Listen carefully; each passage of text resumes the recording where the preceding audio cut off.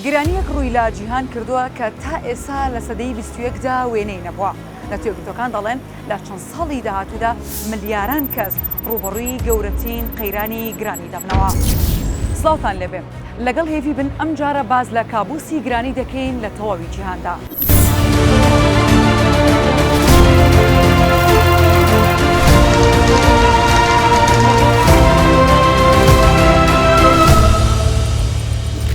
هاوسەنگی دارایی زۆرێک لە وڵاتانی جیهان تێک چوە. خەڵک پارە زۆرتر خەرج دەکەن و داهاتی ماگانەکانیشان وەک ئەو چەند ساڵەیە کە کەلوپەل و شتوماک هەرسانتر بووە.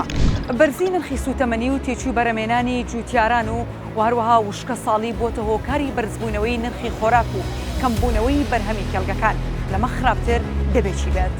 تێکڕای ماڵەکان لە سەدا 1.5 داهاتی ڕاستەقینیان لەدەستا و کاریگەرە درێژخانەکانی کۆڕۆنا لەگەڵ شەڕی ئۆکراین و کاریگەریەکانی گۆڕانی کشەوە پێدەچێت جارێکی دیکە ملیۆنان کەس بگەینەتە خواهێڵی هەژاری. ئەمە قسەی ئێمە نییە، نەتێگرتوەکان وا دەڵێن. لە ساڵی 2023 خواست لەسەر خواردن زیاتر دەبێت بەراورد بە ڕێژەی خۆراکی بەڕەماتوو.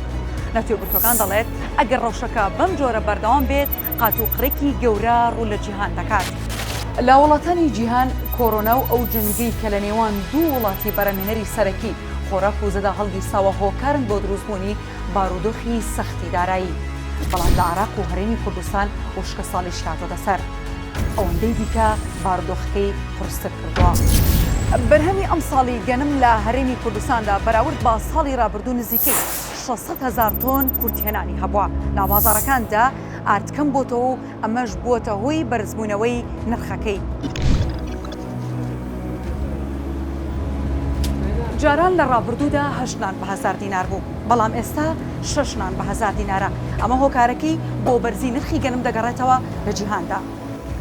لەم فرۆشگایە و لە تەواوی فرۆشگاکانی هەرێمی کوردستان و عێراقدا هەرێکە لە بەرهەمە سەرەکیەکانی برنج و فاسۆلیا و ڕۆن و کۆمەڵێک خۆراکی دیکە نرخەکانیان بەراورد بە مانگەکانی ڕابردوو نزیکەی 2 هێندە زیادی کردووە.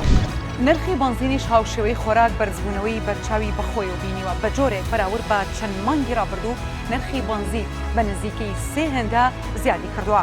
ئەمە شوای کردووە ژیانی هاوڵاتیان قورستر بێت.